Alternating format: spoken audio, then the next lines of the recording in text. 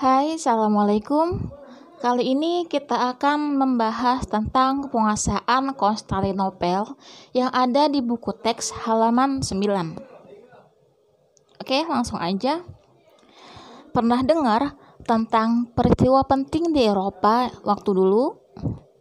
Nah, ada nih kota bernama Konstantinopel yang waktu itu ada di Eropa. Tahu nggak? Di tahun 1453, kota itu dikuasai oleh Turki Utsmani. Ternyata, Konstantinopel ini punya peran penting dalam perdagangan antar negara. Jadi, banyak orang yang terpengaruh sama kejadiannya. Nah, emang kejadiannya kayak gimana? Emang kenapa sih berpengaruh besar pada sejarah dunia? Nah, Konstantinopel ini kan jadi salah satu jalur perdagangan penting antara Eropa dan Asia. Jadi setelah dikuasai oleh Turki Utsmani, akses perdagangan rempah-rempah dari Asia ke Eropa itu jadi terhambat. Jadi waktu itu rempah-rempah tuh sangat penting dan berharga deh intinya.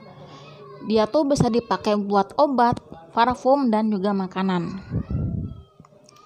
Nah, kan karena rempah-rempah jadi langka dan mahal, jadi para pedagang di Eropa tuh kesulitan nih buat mendapatkannya dari Asia.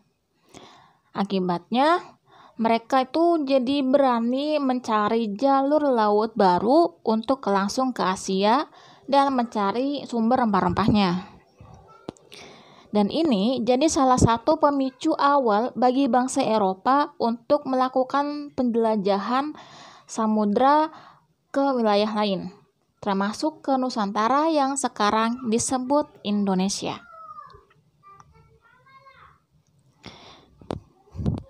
Nah, kalian tahu, jadi para petualang dari Italia itu namanya Ludovico di Vartema. Dia juga jadi salah satu penjelajah yang berani banget. Dia punya niatan yang kuat untuk mencari kepulauan rempah-rempah.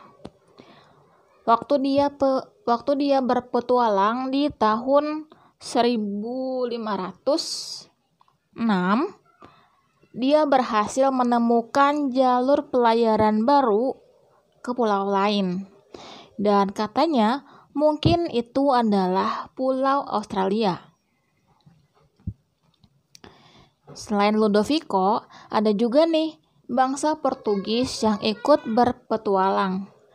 Mereka datang ke wilayah Nusantara untuk mencari rempah-rempah dan keuntungan lainnya. Akhirnya, bangsa Eropa ini bertemu dengan Nusantara yang sudah punya perdagangan dan penjelajahan yang keren dari dulu. Setelah itu, bangsa-bangsa Eropa kayak Portugis dan Spanyol jadi semakin bersemangat untuk datang ke wilayah Nusantara. Mereka pengen banget menguasai perdagangan rempah-rempah di sini dan dapetin keuntungan yang gede. Nusantara yang sekarang kita sebut Indonesia punya sumber alam yang keren, termasuk rempah-rempah yang langka dan berharga. Nah, bangsa Eropa ini datang untuk mencari rempah-rempah itu. Tapi sayangnya, kedatangan mereka itu nggak selalu berakhir dengan baik. Ada konflik dan peperangan dengan kerajaan-kerajaan di Nusantara, termasuk dengan kerajaan Malaka. Tapi tahu nggak, walaupun datangnya itu agak ribet, kehadiran bangsa Eropa ini membawa perubahan besar di Nusantara. Mereka bawa teknologi baru, barang-barang, dan juga budaya mereka.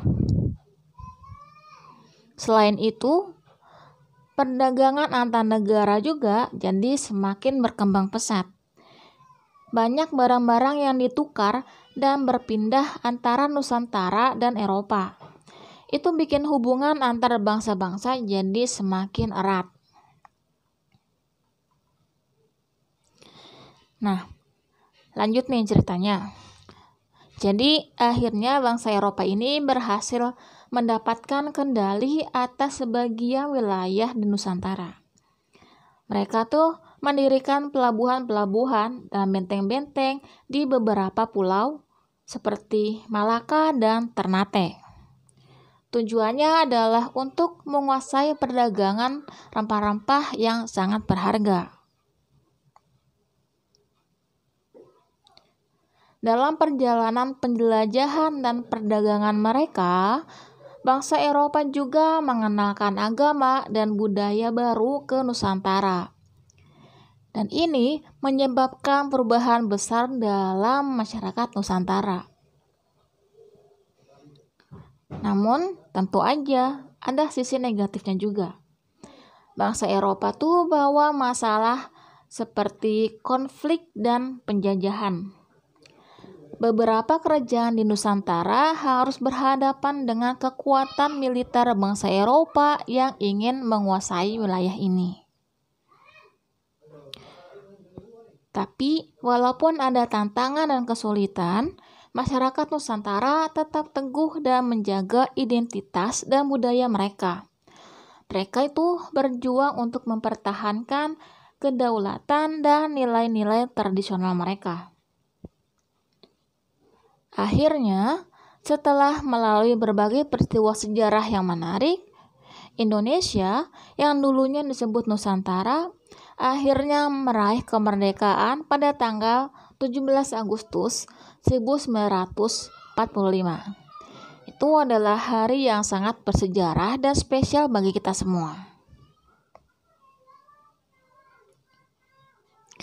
Jadi, dari dikuasainya Konstantinopel oleh Turki Utsmani di Eropa sampai masuknya bangsa Eropa ke Nusantara, semuanya tuh berpengaruh besar pada sejarah dunia dan membentuk Indonesia menjadi sekarang ini.